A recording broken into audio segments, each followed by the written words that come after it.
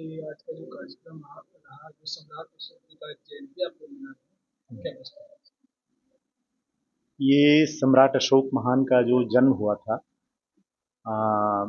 304 ईसा पूर्व में, तो तब से लेकर के उसके बाद जब वो सम्राट बनने के बाद जो उन्होंने धम्म का मार्ग अपनाया, जिससे उन्होंने अब प्रण किया कि अब हम खून नहीं बहाएंगे, हम अपने सीमा विस्तार के लिए किसी की जान नहीं लेंगे और किसी पर आक्रमण नहीं करेंगे, बल्कि हम शांति के संदेशों के से सीमा का विस्तार करेंगे, या हम आगे लोगों के साथ, दूसरे देशों के साथ भी, पड़ोसी देशों के साथ भी, अपने देश के लोगों में भी लोक कल्याण का काम करेंगे। इसलिए उन्होंने अपने शिलालेखों में लिखवाया कि सर्वलोक हित से बढ़कर के दूसरा कोई धर्म नहीं।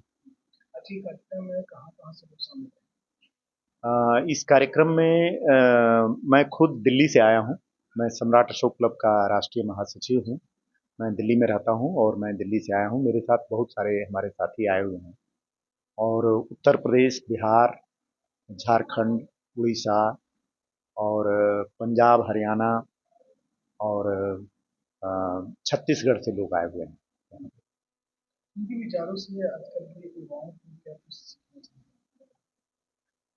हमारे देश में जो सबसे बड़ा जो चैलेंज है वो स्वास्थ्य का चैलेंज है, रोजगार का चैलेंज है, और युवाओं का जो अपना जो खुद वो युवा क्या करे, कहाँ जाए, शिक्षा के लिए कहाँ जाए, रोजगार के लिए कहाँ जाए, ये बहुत बहुत बड़ा चैलेंज है। सम्राट अशोक महान अपने संदेशों में वो कहते हैं कि जो धम्म का कार्य है, जो जनता के लिए जो काम वो कर रहे हैं, वो उसके लिए चोटी का पराक्रम उन्होंने किया है। तो जब एक सम्राट अपने चोटी का पराक्रम जो जब करते हैं, तो वो ये संदेश देते हैं कि हमें भी अपने उत्थान के लिए, अपने परिवार के उत्थान के लिए, अपने देश के उत्थान के लिए, मानवता के उत्थान के लिए जितना भी हमारी क्षमता है, जितनी चीजें हैं, उसके अनुसार हमें चोटी का पराक्रम करना चाहिए। तो जी, परिचय है? हाँ, मेरा नाम शत्रुघ्न सिंह शाक्य, मैं सम्राट अशोक क्लब का राष्ट्रीय महासचिव हूँ और मैं दिल्ली में रहता हूँ। आप क्या कुछ कहिए? जी, ये सम्राट अशोक जयंती का जो ये 2329वीं जयंती का अवसर मनाया जा रहा है, तो ये उनके जन्म के अवसर पे ये कार्यक्रम रखा गया है, और इसमें एज अ उद्घाटनकर्ता मैं यहाँ पे आमंत्रित हुई हूँ। तो ये मेरे लिए बहुत गौरव की बात है कि मुझे इस समारोह का उद्घाटन करने का मौका मिल रहा है। जी, मैं एनआईटी पटना में as a faculty CS department में कार्यरत हूँ, और जैसा कि सम्राट अशोक शिक्षा से जुड़े हुए थे, तो मेरे लिए ये बहुत बड़ा समारोह है, जो कि मेन शिक्षा पे ही आधारित उनका काम रहा है। शिक्षा और स्वास्थ्य को उन्होंने सर्वोपरि रखा है। आज के युवाओं को क्या मैसेज दीजिएगा? सम्राट अशोक की क्या कुछ सीखना चाहिए लोगों को? सम्राट अशोक ने शांति, अहिंसा और प्रेम और एकता की भावना को उजागर किया है, और उन्होंने पूरे विश्व में एक शांति का संदेश फैलाया है। तो हमारे युवा को उनके जीवनी से सीखना चाहिए कि केवल हिंसा, धर्म और नफरत के ही मार्ग पे चलकर हम अपने राष्ट्र को नहीं महान बना सकते हैं। हमें अहिंसा का मार्ग अपनाना चाहिए, एकता के साथ रखना चाहिए, हर धर्म संप्रदाय को मिलकर काम करना चाहिए। तो ये मैं अब आज के युवा को मैं ये कहना चाहूँगी। जी, मैं कहना चाहूँगा कि सबसे पहले जो एक शब्द आता है अपने यहाँ, वेलफेयर स्टेट की बात आती है। तो मैं ये कहता हूँ कि जो वेलफेयर, लोक कल्याणकारी राज्य की जो कंसेप्ट है, उसको सम्राट अशोक को माना जाता है। उन्हें ही वेलफेयर स्टेट का प्रवर्तक माना जाता है। और आज तक हम लोगों ने सम्राट अशोक को एक जनरल नॉलेज की सामग्री समझ करके पढ़ा।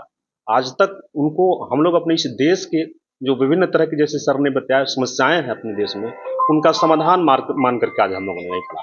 और सम्राट अशोक क्लब इस करने में सक्षम हुआ और सफल हुआ कि सम्राट अशोक जो इतिहास के पन्नों में और लाइब्रेरी में दफन होकर के रह गए थे, उसको हम लोगों ने आम जनमानस तक पहुंचाने का काम किया। मैं अभिषेक रंजन, बिहार प्रदेश का प्रवक्ता हूँ, सम्राट अशोक क्लब मेरा संगठन। जयंती समारोह जो मनाया जा रहा है सम्राट अशोक जी का,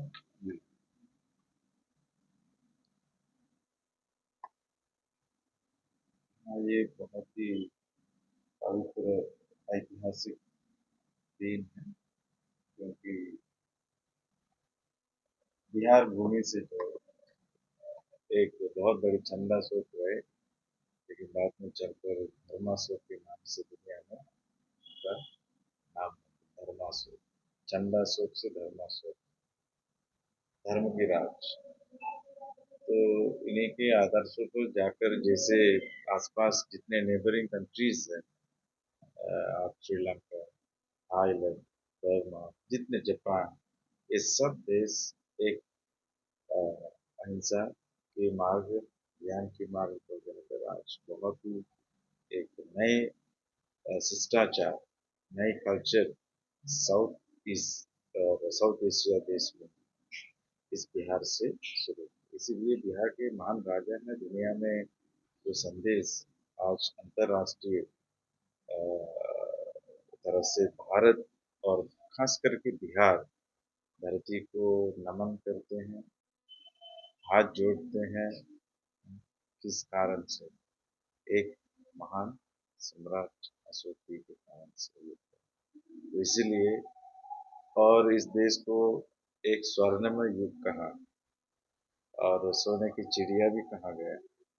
ये आपके सम्राट अशोक के देन उस समय ही कहा गया, और इसलिए ये आज सरकार और खास करके सम्राट अशोक ला और बिहार गवर्नमेंट इस महत्वपूर्ण दिन एक सम्राट अशोक जयंती के नाम से मनाया जा रहा है।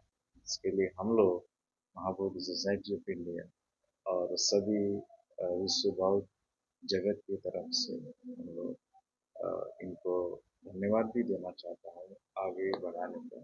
इसको इस क्रम में आगे बढ़ाएं ताकि आज विश्व को शांति के संदेश और करुणा मैत्री के संदेश भी बहुत ही आवश्यक है। तो इसलिए आज को